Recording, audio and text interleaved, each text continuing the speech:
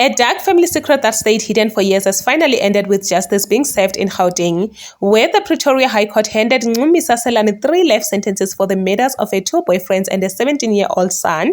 What began in 2016 after she discovered she was HIV positive allegedly spiraled into a deadly chain of events, with prosecutors saying she first orchestrated the killing of her boyfriend, Michael Changesa, who was buried in a backyard.